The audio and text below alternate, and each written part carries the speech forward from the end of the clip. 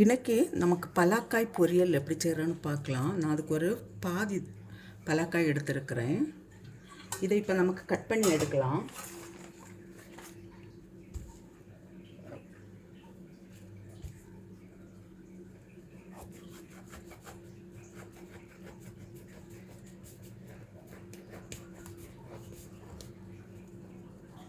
இது இந்த நம்ம கையில் கொஞ்சம் கோகனட் ஆயில் சேர்த்துக்கலாம், விட்டுருக்கலாம். இல்லைன்னு சொன்னால் மேலெல்லாம் நமக்கு கையிலெல்லாம் பசப்பு வரும்.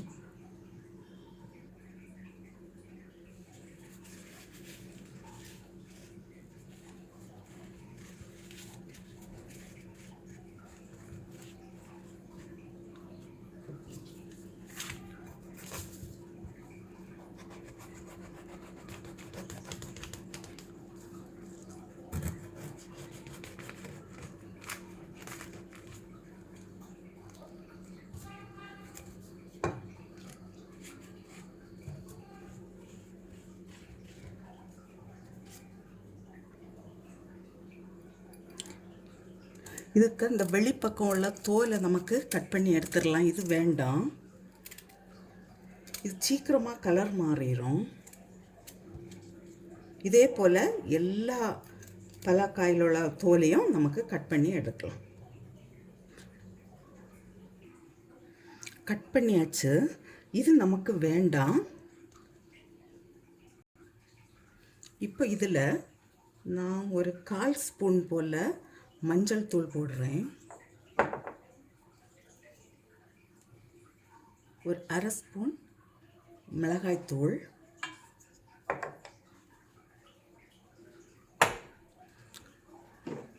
சால்ட்டு, கொஞ்சமாக சால்ட். இப்போ கொஞ்சமாக தண்ணி விட்டு, நிறைய தண்ணி வேண்டாம், கொஞ்சம் தண்ணி விட்டு நான் இதை இப்போது ஒரு விசில் வாரது வரை இதை வேக வச்சு எடுக்கிறேன். இப்போ இந்த பொரியலுக்கு ஒரு மசாலா ரெடி பண்ணலாம். அதுக்கு நான் ஏகദേശம் 1 கப் போல் நான் தேங்காய் எடுத்துருக்கிறேன். அதுக்கு கூடவே சின்ன வெங்காயத்தில் ஒரு 4 சின்ன வெங்காயம், பச்சை மிளகா ஒரு 4, அது நம்ம காரத்துக்கு தக்கனபடி எடுத்துக்கலாம். பிறகு கொஞ்சம் கருவேப்பிலை. இதை இப்போ நான் அவியல் கூட்டுக்கெல்லாம் சதைக்கிறது போல் நான் கொஞ்சம் குறைப்பாக அரைச்சி எடுக்கிறேன். இதுக்கு நான் இப்போ பூண்டோ ஜீரகம் எதுவும் போடலை. இதில் ஒரு 1/4 ஸ்பூன் மஞ்சள் தூளும் போட்டு அரைக்கலாம். அந்த பலாக்காய் வெந்தாச்சு. இப்போ என்ன செய்யணும்னா, இப்படி ஒரு கல் எடுத்துட்டு இந்த கல்லில் ஒவ்வொரு பீஸாக போட்டு லைட்டாக சதைச்செடுத்தா போதும்.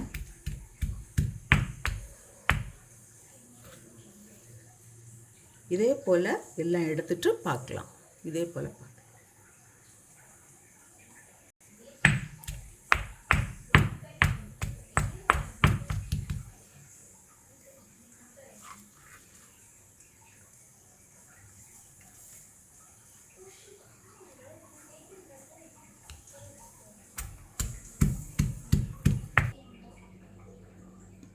பலாக்காய் இடிச்செடுத்தாச்சு. இப்போ நமக்கு செய்கிறதுக்கு ஸ்டார்ட் பண்ணலாம்.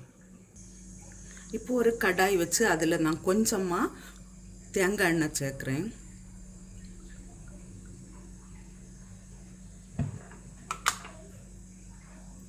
கொஞ்சம் கடுகு, இப்போ கொஞ்சமாக உளுந்து போடுறேன்.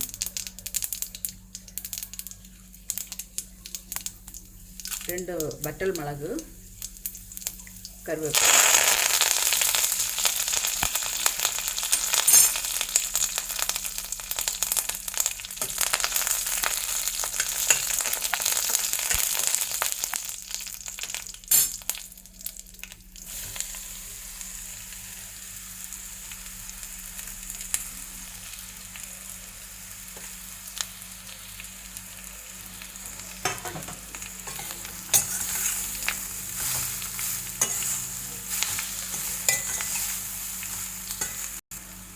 இப்போ நம்ம அரைச்சி வச்சிருக்கிற தேங்காயும் போடுறோம்.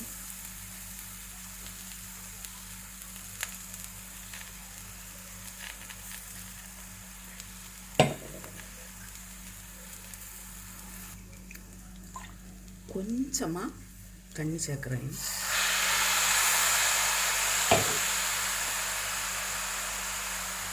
தேவையான அளவு உப்பு.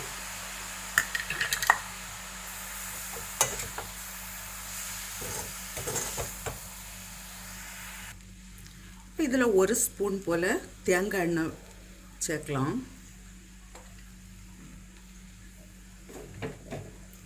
சேர்த்து கொஞ்சமாக கருவேப்பிலை. அவ்வளோதான், ஆயிடுச்சு.